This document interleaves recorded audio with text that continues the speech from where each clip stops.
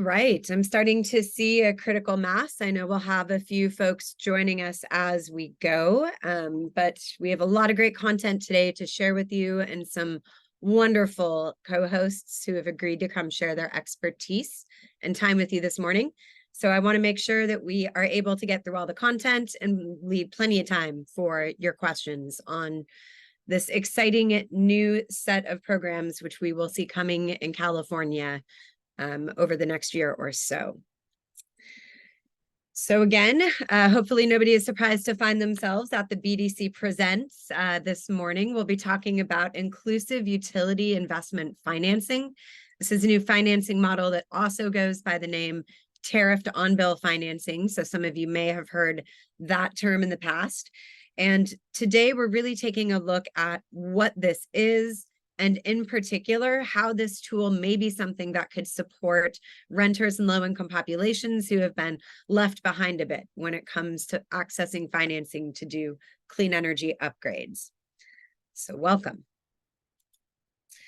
The Building Decarbonization Coalition, who's hosting this webinar, is really pleased to see all of you here. We are a member coalition.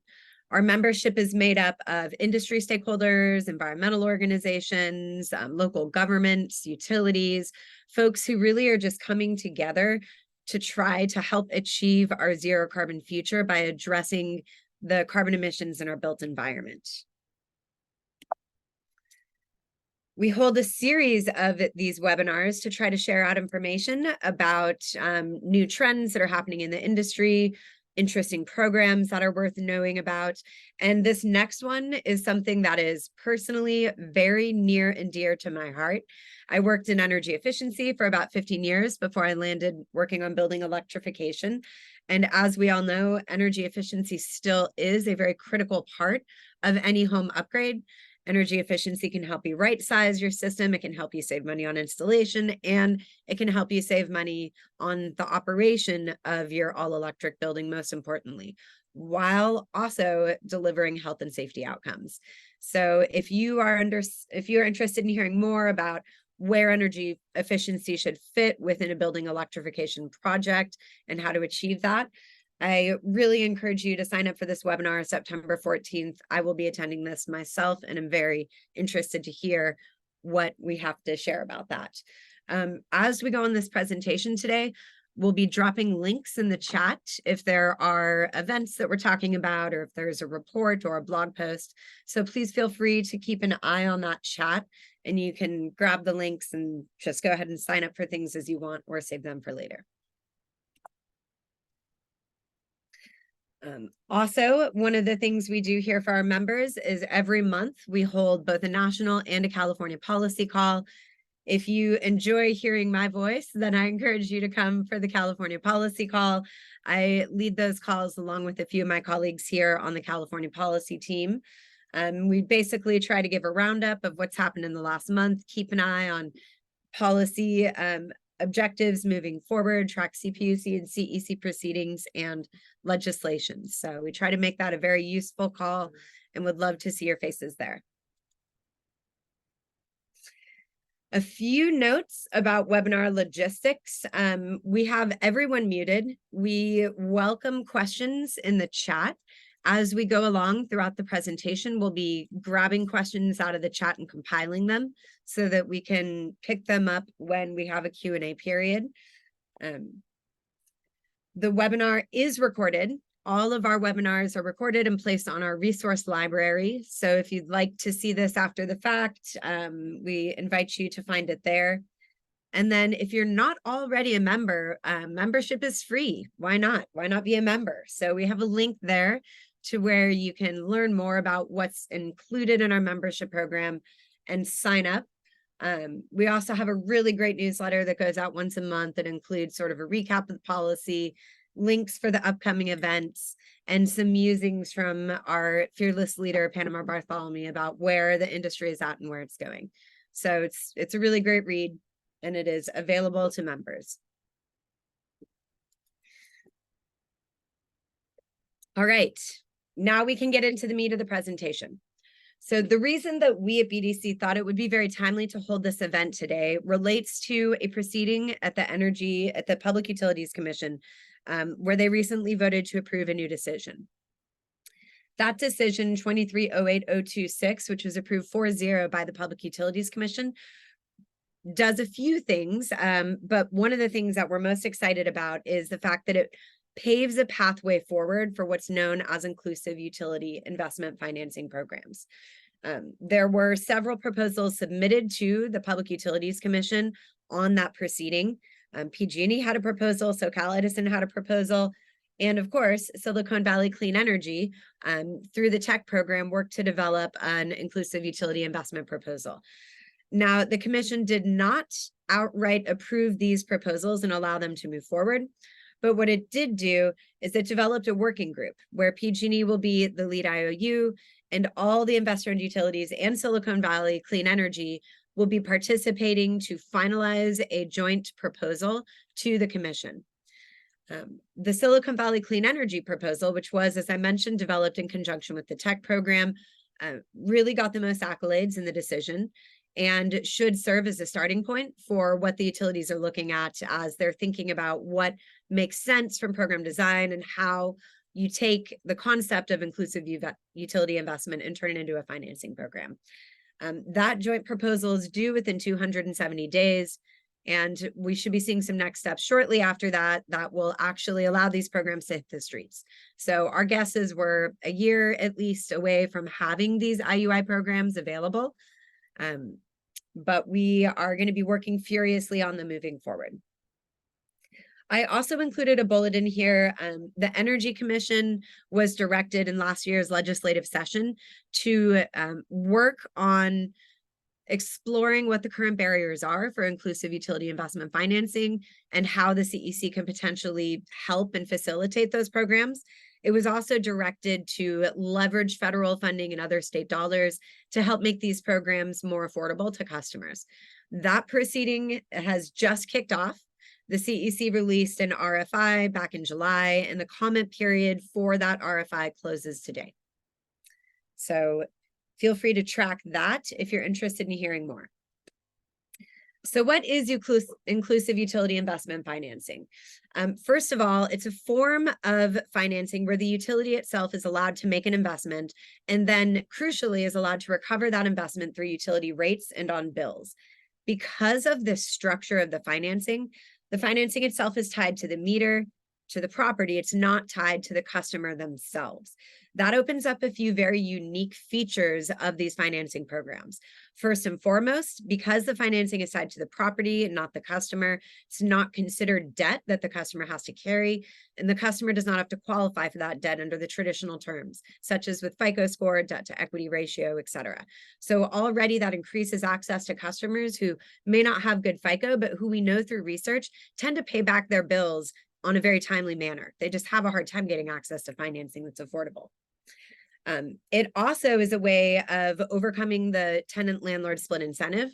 The tenant would be the one who's assuming the repayment obligation for the appliance. The tenant is also the one who would be appreciating the energy benefits through lower utility bills and through a healthier home. So that's a really powerful feature for serving renters. And then finally, also a feature that is great for renters is the idea that because the repayment obligation rests with the property and not with the customer, that repayment obligation can then transfer along with occupancy changes in the building.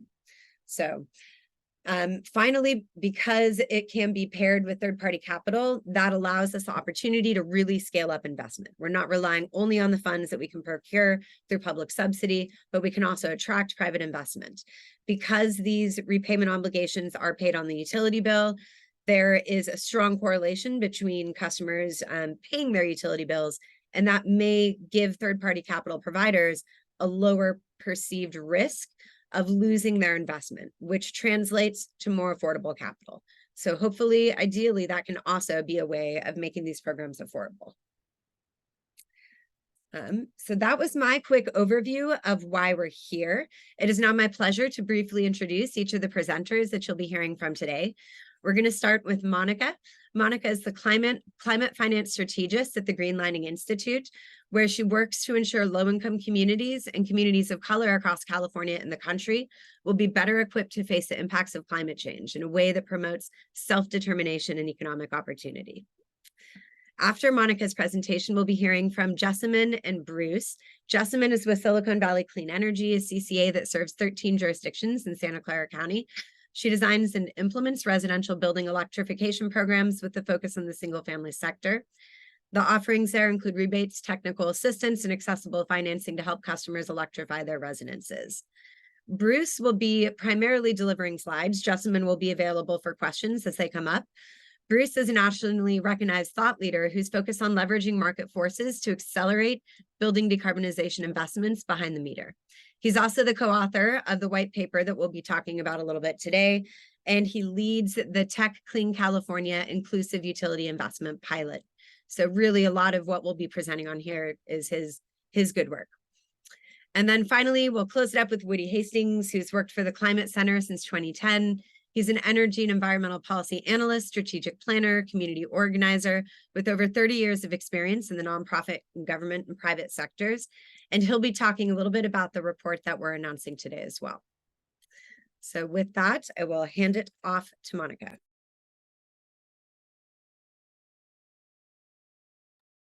All right. Thank you so much, everybody. Good morning, and really appreciate the invitation to be here with you all today. Like Beckie said, my name is Monica, and I'm with the Greenlining Institute. So if folks are not familiar with us, we are an organization that's been around for about 30 years based in Oakland, California, and we advocate for low-income communities and especially communities of color to have access to investment and the opportunities that they need to meet the impacts of climate change. So we've worked primarily in California on increasing investment, climate investments in communities, electric vehicle access, those kinds of things, as well as with financial institutions to try to make sure they're investing in communities of color. And we're increasingly engaging in the national space on things like the Inflation Reduction Act and some of the big things that we see coming down from the federal level. So that's a little bit about us, and I'm happy to talk to you all about why we see opportunity with piloting inclusive utility investment and the potential benefits for low-income communities in particular. Okay, thank you. Next slide. You're a step ahead of me. So first and foremost, and folks are maybe familiar with these, but just to ground us and why this is important, want to kind of go over what are some of the financing challenges low-income communities face in terms of trying to make clean energy upgrades to their homes. First and foremost, we have the big systemic historic issues, which are historic patterns of financial discrimination with lasting impacts today, mostly referring to redlining here. So folks are not aware, redlining was a historic practice where communities were mapped out, whole communities were mapped out based on race, and communities with high percentages of communities of color, in particular Black communities, were seen as risky investments and were not given access to certain kinds of capital, in particular mortgage capital. And this had, all kinds of effects, including the homeownership gap that we still see today between white communities and communities of color, but also access to all other kinds of financing, as well as public financing. So today we still see communities that were historically subjected to redlining practices are overburdened with environmental impacts and are more susceptible to issues of climate. So they see more in their homes and haven't had the ability to necessarily improve their homes at the same time. So we're still, while these structures are outlawed today, we are still seeing the effects of these legacy practices and having to play catch up in a way that makes it really challenging for communities to access financing. And then, that goes into the second point of lack of access to traditional forms of capital and credit. Beckie referred to this a little bit. We do find that, low-income communities and communities of color do have these lower credit scores and other barriers to accessing traditional forms of credit and capital, whether that's, more traditional mortgage capital, but also, HELOCs and different kinds of things that folks could use to improve the quality of their homes. And so we're not seeing folks accessing those kinds of things to be able, again, to improve the quality of their homes and to, move into our clean energy future. And then lastly, no surprise, a high proportion of renters. Lower income folks are much more likely to be renters than homeowners. That doesn't mean we don't see low income folks in homeownership situations. We absolutely do, but certainly a higher likelihood of being renter, where we see that split incentive that Beckie mentioned, where landlords are not necessarily motivated to improve the quality of the homes or reduce energy burden because it's not theirs to pay. So all of these things kind of line up, and there's more barriers, but these were some of the main ones that we see being barriers to low-income communities being able to access clean energy financing. Next slide, please. So I want to also talk about what has been historically or, in the past attempted to try to make sure low-income communities can have access to clean energy opportunities and energy efficiency for their homes. First, it's not financing, but wanted to mention federal and state grants, of course. So I'm talking about money from the federal and the state of California or other states where folks can actually get free upgrades for their homes, free appliances, energy efficiency measures, whatever it may be. And obviously that's ideal for folks who don't have a lot of cash. We love to see it, but what we don't see is that there's enough of that money to go around for all the folks that need it, of course. So, and while we still have, we've had new bills like the Inflation Reduction Act and other opportunities to like grow that pot of money so folks can get free upgrades, it's not enough. It's not enough to meet the need of the communities, and it's not enough to meet our climate goals. So I wanted to mention that as impetus for us having to explore other ways to make sure we can extend clean energy and energy efficiency opportunities for folks in other ways, which includes through financing. And I wanted to spend a minute talking a little bit about green banks, as well as credit unions and community development financial institutions, or CDFIs. So green banks, folks may be familiar with green banks. They're not like your traditional green bank where you like deposit your paycheck and have like a checking account. They're typically, they can be public or private institutions, but they're typically done to invest in different kinds of clean energy projects, oftentimes renewable energy and things like that. They have been playing an increasingly large role in, financing our, clean energy. However, we do see some green banks that are really good about providing things on the consumer level and to low-income folks, but it hasn't been, it's something that we'd like to see grow and hasn't necessarily gotten to, low-income households in a way that's sort of, what's the word I'm looking for, ubiquitous, I guess. But there's a role to play there. That they play. Also, credit unions and CDFIs have started to do more in the green lending space for, home improvements or even on electric vehicles and whatnot. But a lot of them don't have a practice of lending in this space. So while those folks may be better for accessing the kinds of communities that we're trying to prioritize here, they may not have a practice of doing this, offering these kinds of products. So we have a little bit of a mismatch there, but a tremendous opportunity. And then the last one I wanted to mention is residential property assessed clean energy, or PACE. Folks may be familiar with the PACE program. This is a financing program available where folks can receive financing to do solar on their homes or do energy efficiency improvements.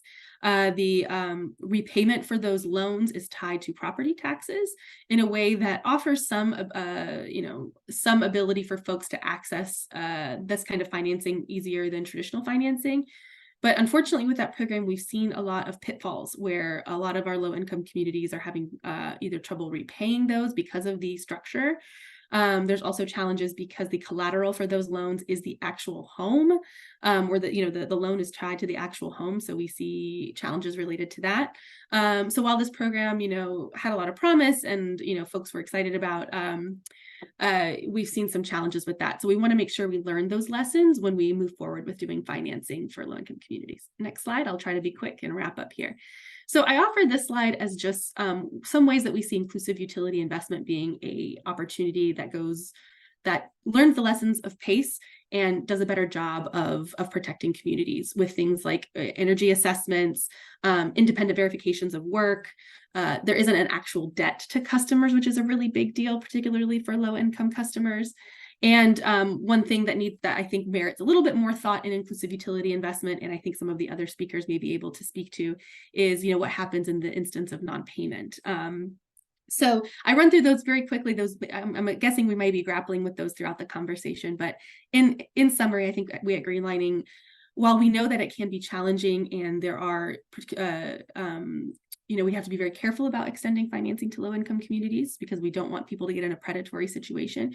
We still think that opportunity needs to be there for folks that not only that we, work towards our clean energy future, but folks can really improve the health and safety of their homes and have an opportunity to do that. And we're hopeful that piloting inclusive utility investment gives us a chance to do that. So really looking forward to being a part of the conversation today. Thanks for letting me share just some perspectives from our end. Great. Thank you very much. I just wanted to move to this last slide because I think that's such a beautiful graphic. I know that mural and I love it. So, okay, great. I'm turning it over to Bruce Mast.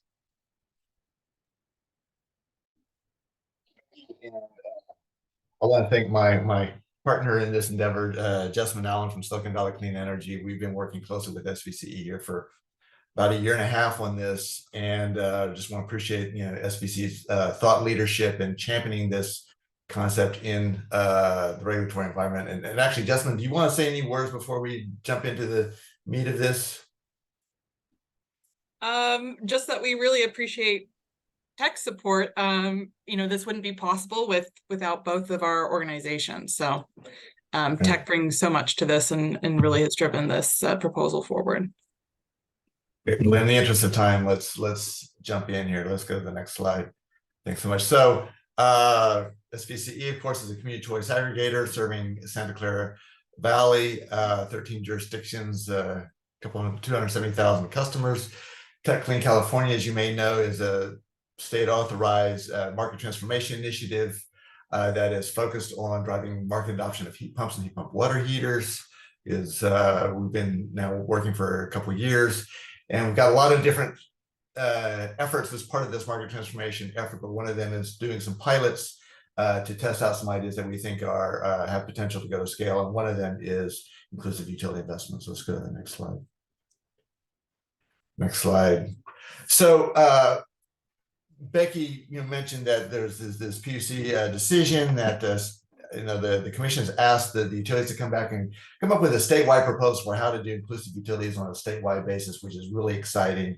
Our initial proposal was for a fairly modest pilot, and so it's really exciting to be able to take the concepts we developed there and work with utilities to figure out how we'll do this at larger scale.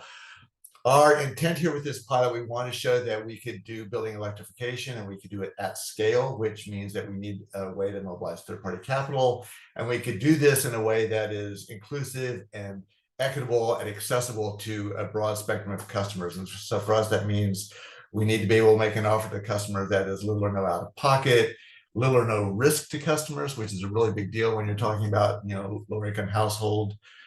And we need to be able to get away from the financial means testing that disqualifies so many customers that they can't meet those criteria. So that's what we're trying to do.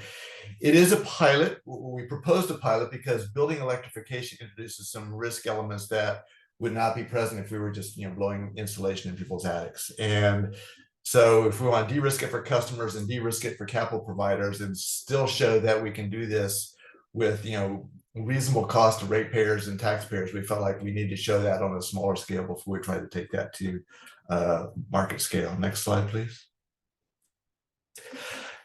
Real quick, this is what we proposed. Our proposal, this is more than a year ago now that we submitted this proposal. I want to draw your attention to the numbers on the right there. And the numbers these are old numbers. They're not current. A lot of details have changed, but the underlying story actually is still the same. And what you see here for this 500 heat pumps and heat pump water heaters, we estimated it would cost us about $16 million all in to make those improvements for customers.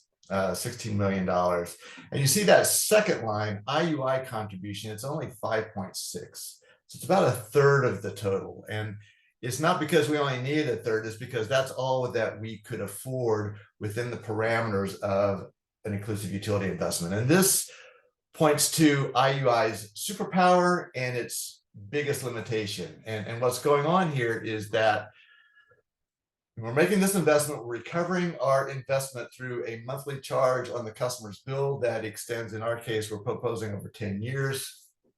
And we're recovering our investment cost that way.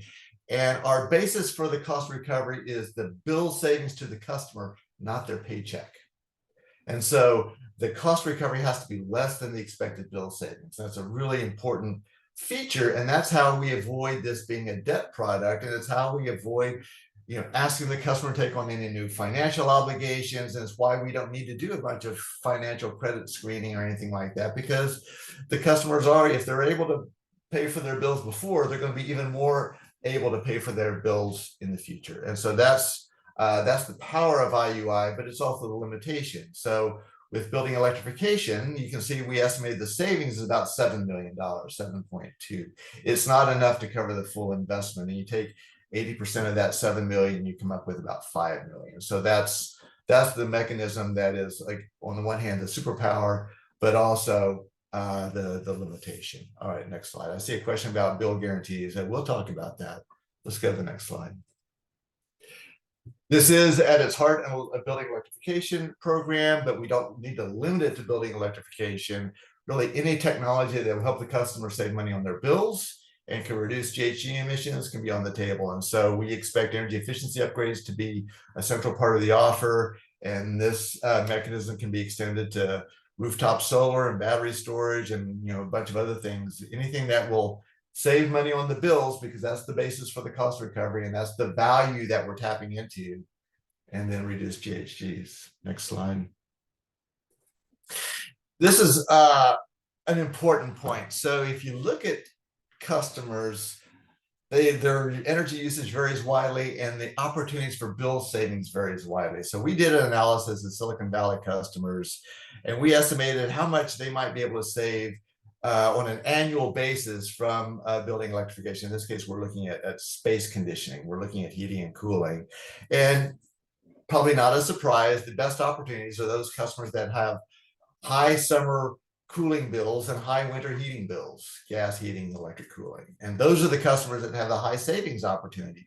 And those are the customers over here on the kind of this tail on the right side of this distribution. These are customers that could save $500 to $1,000 a year.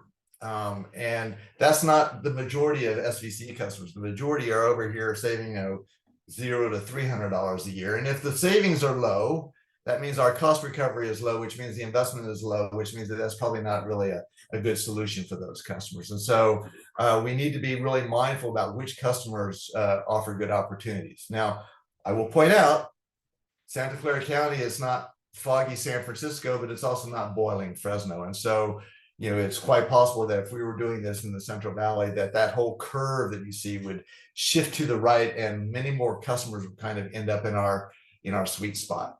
So we're going to do some really targeted outreach here to customers that we think have good savings opportunities. Okay, next slide. This is what it looks like from the customer's perspective. So we've done our pre-screening, we identified customers that have good savings opportunities, and we approach them and we invite them to participate in the program. And if they accept, we'll do an assessment of their home. And we'll do a detailed study of what the existing conditions are, what are the upgrade opportunities, what are the savings that we expect to come out of that, and do a detailed savings analysis. And from that, we can prepare a financial plan with incentives coming in and our IUI investment. And if we can show that the numbers pencil, then we can make them an offer. And if they accept that offer, they sign a participation agreement, they opt into this tariff that gives us authority to recover our costs over time, and we're off to the races. And now we can give the installation specs over to our installer, who goes and does the work. Let me point out, the installer here has no role in the sales process. This is our agent going and doing this assessment. And this is an important element here about solving for a conflict of interest that typically has reared its head in other contexts, where the salesperson has a vested interest in selling the biggest, most expensive project they can, even if it's more than the customer can afford and the customer doesn't need it. And so we want to solve that conflict of interest here by taking that sales step out of the installer's hand. All right, so we make the installations, and then I want to stress that we don't just walk away, that we're monitoring these projects, making sure that we're delivering the savings that we promised, making sure that the equipment is operating properly. And if we need to make a warranty repair, we can do that, because we're only asking the customer to pay for the benefits that they receive. All right, let's go to the next slide. So there are a number of customer protections that are built into our plan here. I've already talked about this one. This is basically, solving for this conflict of interest situation at the sales point, and having that sales responsibility performed by somebody who just wants to make who is rewarded for making an offer that is in the customer's interest. And so really putting the customer at the center of our practice here. Next slide. Couple things I want to stress here. So in the planning phase, I've talked about having a buffer that the service charge needs to be less than the expected savings. So we're doing this on an annualized basis. So if our analysis shows that this customer could save $500 a year, then we will cap our service charge at $400 a year. Divided by 12, that's the monthly charge. If they can save $1,000, then we can collect up to $800. So we're always building in this 20% buffer between what we think they can save and what we are going to charge them for cost recovery. That's all on the front end. At the back end, we've done the work, we've made the improvements. We want to make sure that we're delivering on the benefits that we promise. And so we want to continue monitoring these projects. And if we see that we're not delivering the savings, then that's on us. It's our responsibility to correct that. And we can either go out and make repairs or make improvements so that we do deliver the savings we promised, or we can discount the charges so that now they are not paying any more than what they're saving. And if we have to discount it, that is now investment that we made that we can't recover. And that is basically a loss that gets written off and charged to ratepayers or taxpayers. I want to stress that our guarantee here is at the measure level. So we're guaranteeing the performance of our improvements, not the whole bill, because life happens. People's energy usage changes for all kinds of perfectly legitimate reasons, and that's fine. But that's outside of our purview. And just to give maybe a silly example, if you were to install a hot tub at your home and you use it, well, your bills are going to go up, and that's fine, and that's your choice. But you can't expect the program to pay your utility bills for your hot tub, right? We're going to make sure that your heat pump works and that it's delivering the savings that we promised. But if you want to have a hot tub, well, that's your choice. So we want to kind of take responsibility for the things that we promised and not cover everything. So that's an important limitation there. Next slide.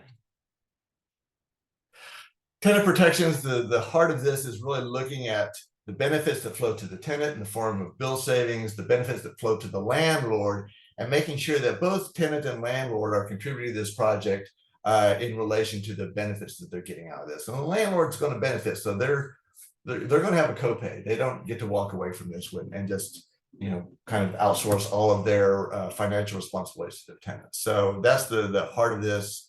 There are some other issues around rents and evictions that are a little bit more challenging, and in an ideal world, that would actually be like the local governments that are dealing with that.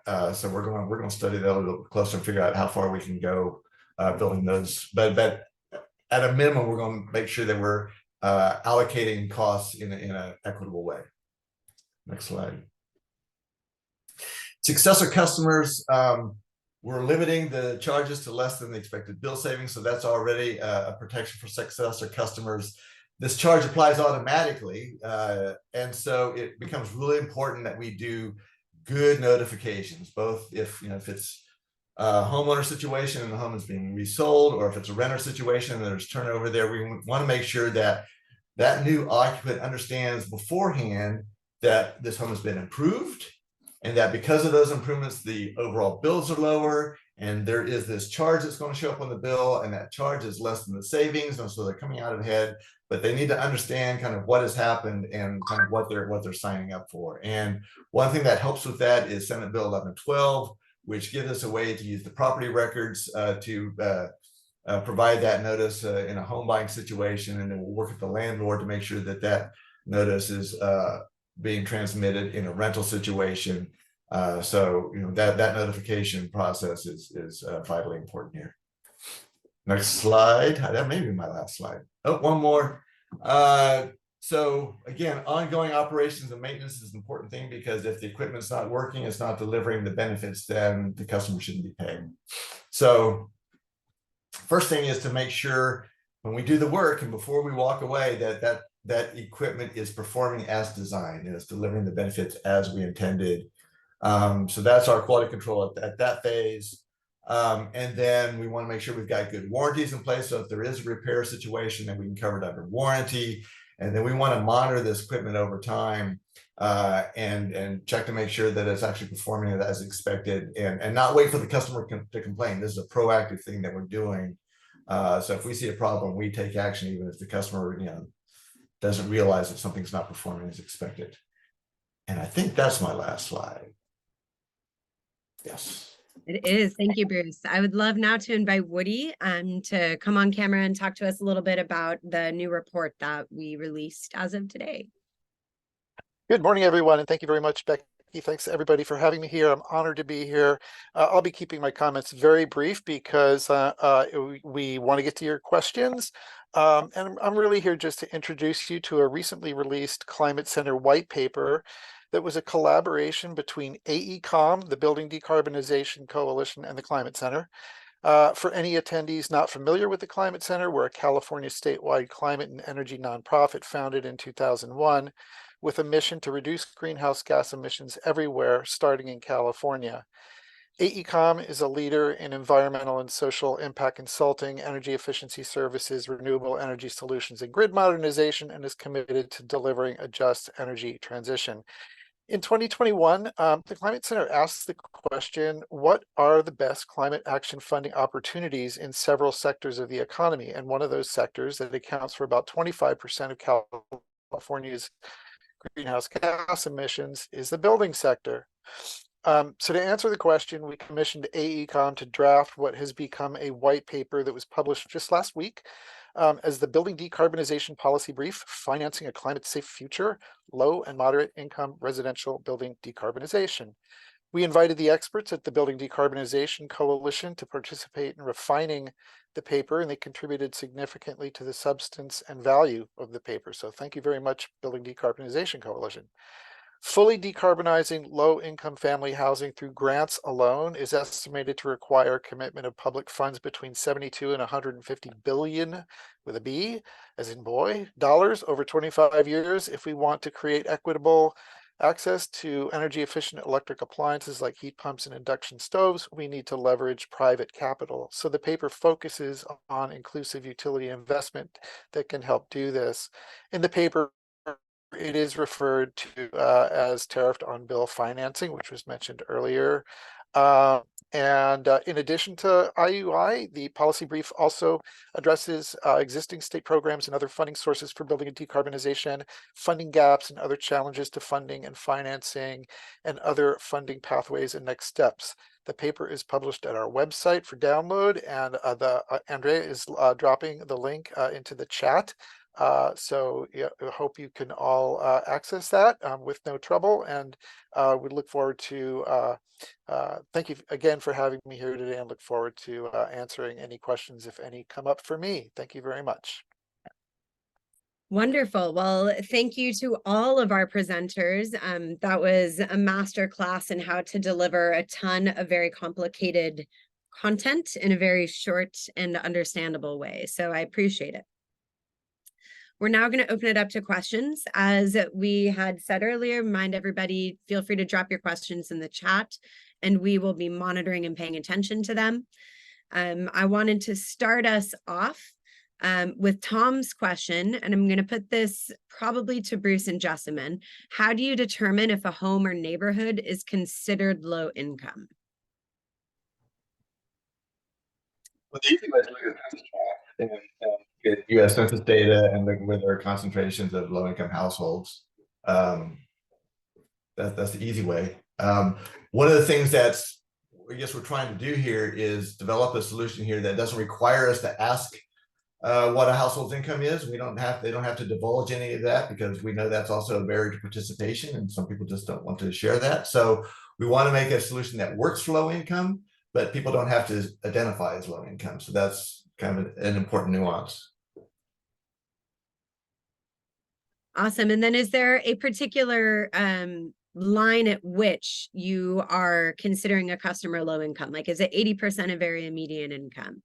And I'm not sure if you've considered this in the context of the program, but that's Well, actually, we did. One of the things that we said is that, especially for year one, we actually don't want to go out on day one and try to serve, the lowest income households. Number one, they're eligible for direct install programs, and they should, first take advantage of everything that's free before we even consider, trying to recover any costs from them. And the other is that, while this is a pilot and we haven't proven that this model works, we really shouldn't be experimenting on households that have no margin for error. So we should show that it works first, and then we can offer to households knowing that we have de-risked this and that we're not asking people to take something on. And so we're proposing to kind of phase in our approach that way. And so actually for us, kind of the sweet spot is these households that they're not the lowest income households. They don't qualify for all the direct install freebies, but they still have credit challenges and capital challenges. And they still don't have,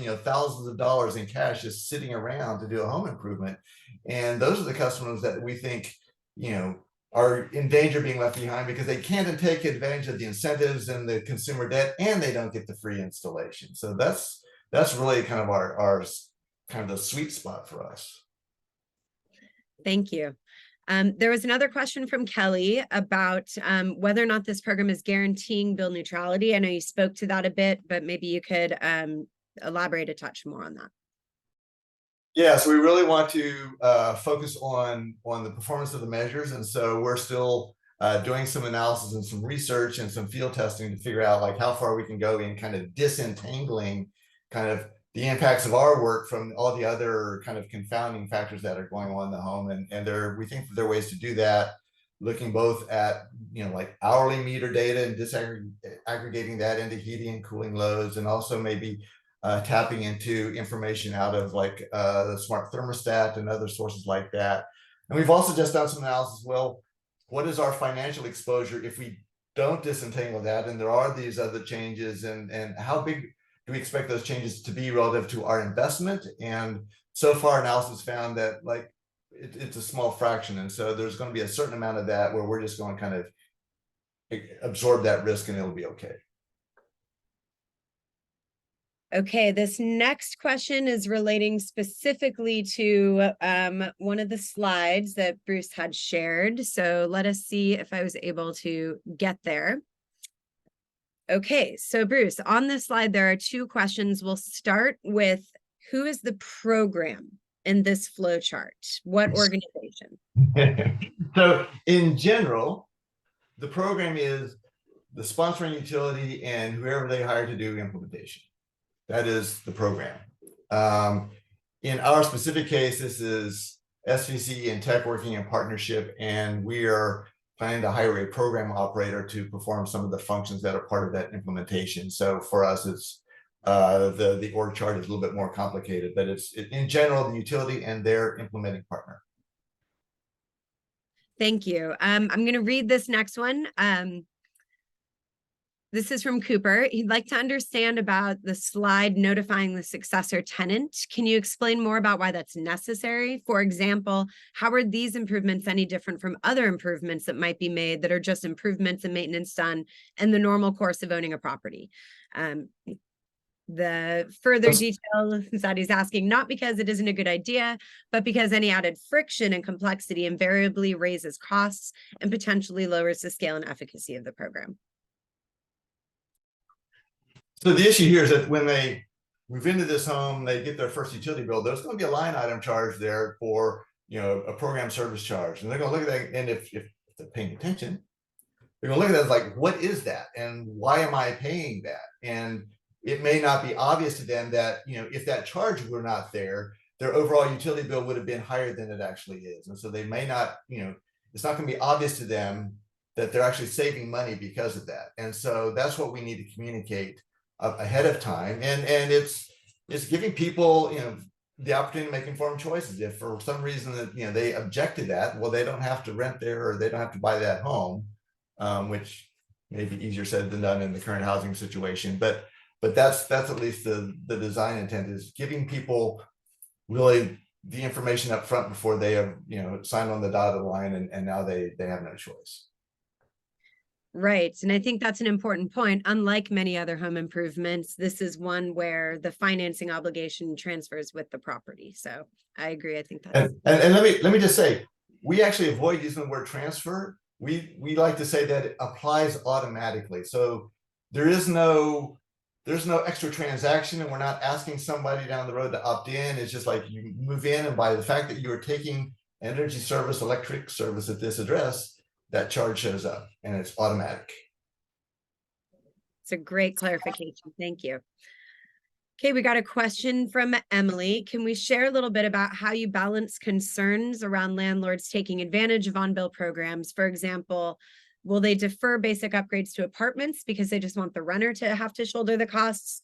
Or on the other side of the coin, do we have recommendations around how to achieve landlord buy-in for projects? I imagine they'd be hesitant to allow a renter to enter into an agreement like this with the expectation that they'll just move in a couple of years and the next tenant may not want to assume the payments. It's a softball for you.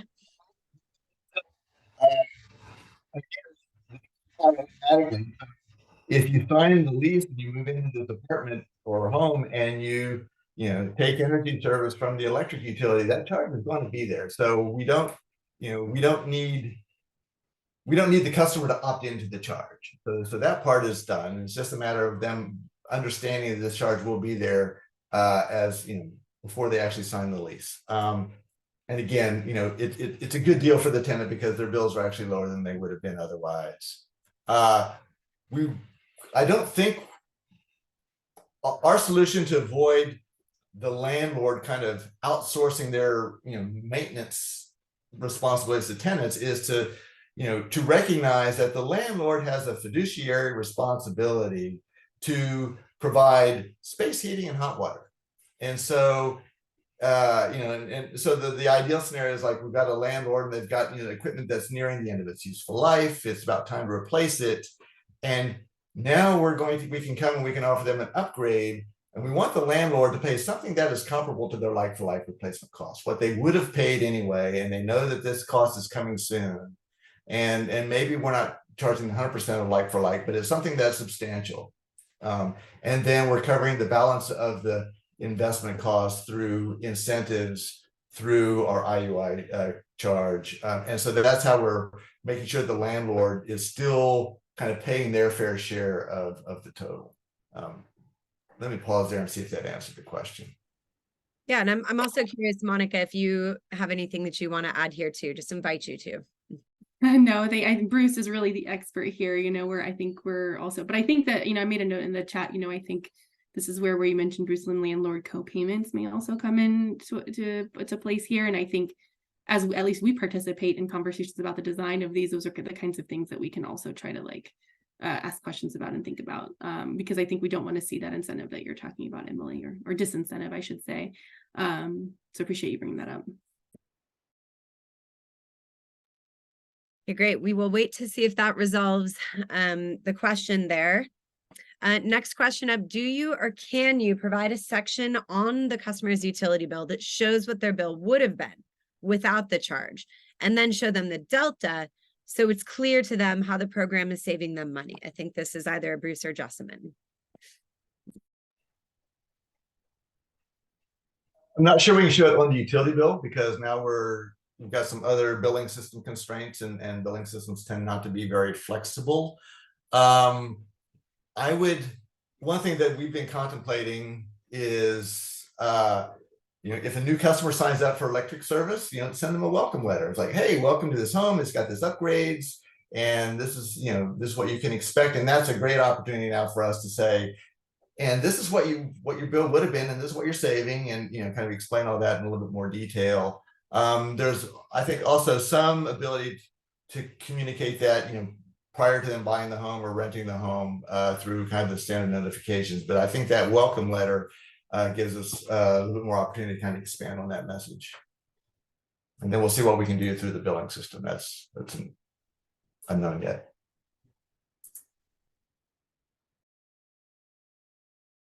Great. And I noted in the chat, we probably have time for a couple more questions, so feel free to drop them in.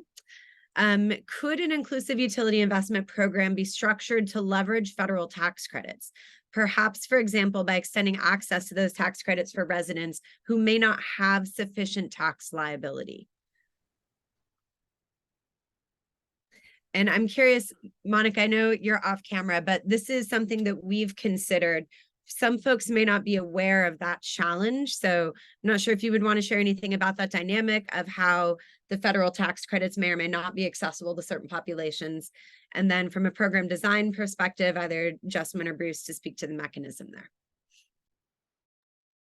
I mean, I don't know if I've done enough thinking about how they could be. I mean, the issue, of course, like you said, is that, you know, folks don't have tax liability, so may not be eligible for those tax credits.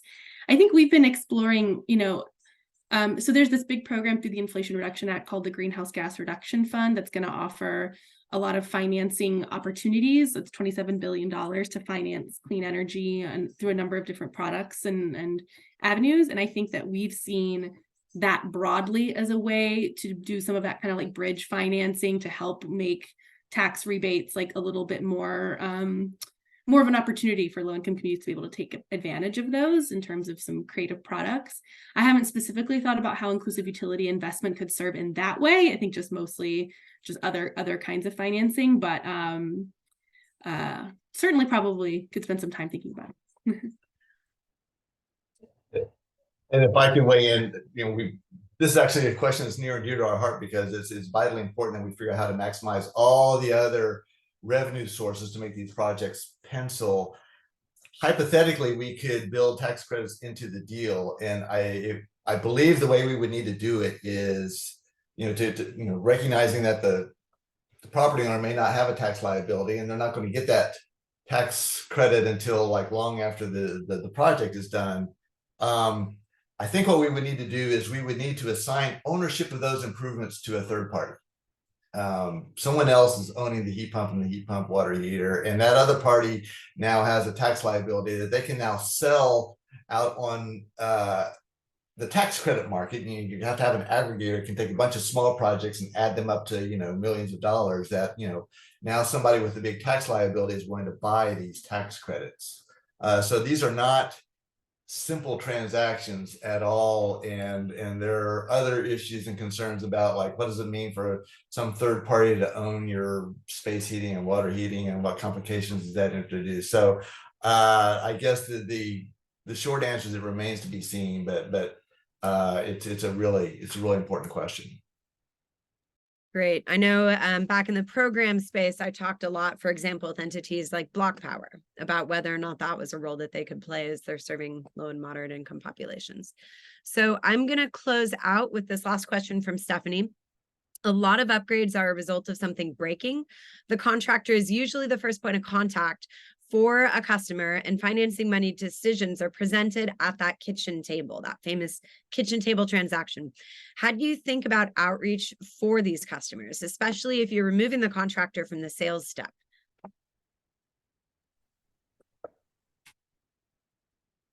Really good question. As you can tell, you know, our outreach model that I've described is us going to the customer, not the customer coming to us. Which and it's partly because we're looking at, you know, a situation where a small fraction of the overall population actually presents viable savings opportunities, and so it doesn't make sense to do kind of a scattershot marketing approach. I think, you know, it remains to be seen once we've proven this model, and especially if there can be like some maybe rate reform, so now the finances work better, and if we can show that we can kind of open this up without, you know, exposing the customers to risk, and give contractors a way to bring their customers to the program, you know, I think we might be able to address that situation more head on. But I think it's have to acknowledge right now that, like, this solution is not well suited for an emergency replacement scenario, to be honest. At least not the pilot on version 1. Fingers crossed for future opportunities, because we all know that that is a big challenge. So, oops, my screen is going haywire here. So I wanted to save just a couple of minutes to talk about a new blog that we at the Building Decarbonization Coalition recently released with help from Bruce as well, of course, the expert on the program design here. The blog is live as of today, and it really talks about inclusive utility investment financing. It gives a primer for how it works, touches on some of the themes we talked about today, but not in as much detail around how this can help lower income Californians and renters. And we really invite you all to go take a look at that in the event that you didn't get all your questions answered and you're just really excited and you want to hear more. So I'm very excited to be announcing that today. And the link has been dropped in the chat. I will close out on the slide sharing everybody's contact information. As we'd mentioned, the webinar is recorded and will be available in our resource library. So if you want to watch it again because it was just that good, then I encourage you to navigate over there and find it. And then there is one very last question that I wanted to call up, which came from one of our presenters, actually, Woody. And he wanted us to pose out to the world. Now that the CPUC decision has been approved and these pilot concepts are moving into working group phase, what is there, if anything, that attendees or customers or agencies or maybe other CCAs can do to help encourage that these programs actually see the light of day and get implemented? So I'll put that one out there to anyone who wants to chime in.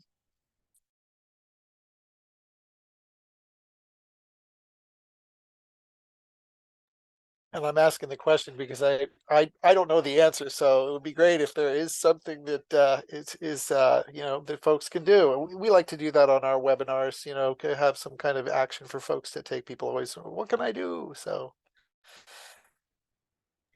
Well, so there are a few ideas that I have that I can throw out there. One of which is, of course, these working groups are going to be moving forward at the CPUC. So if you are familiar with how the agency process works, reaching out to Energy Division staff, following up with some of the folks in this webinar to see if there are opportunities for being engaged, for tracking the outcomes of that and how they ultimately get shaped into an IOU proposal and weighing in on that proposal. Those are certainly concrete actions that can be taken now. However, one of the both benefits, superpowers, and tensions that Bruce was speaking to really comes down to that need to cap the cost recovery at 80% of the savings. And the best ways that we can really help to keep that 80% and also scale up the programs are by getting additional incentives, reducing the cost of the equipment install, maximizing the rate benefits that customers can see on the other side of the bill. So there are several other proceedings at the CPUC. Income graduated fixed charges is where rates are being discussed. Advocating at your local agency, city, to make sure that there are additional incentive dollars available that can be leveraged. And of course, helping to grow the market across the board so that we ideally see costs come down. And that's a great place to leave it. Thank you to all the presenters. We really appreciate this wonderful content. And thanks to all of you who shared your time with us today to learn more about this program. Hopefully we see you at the next BDC Presents on September 14th.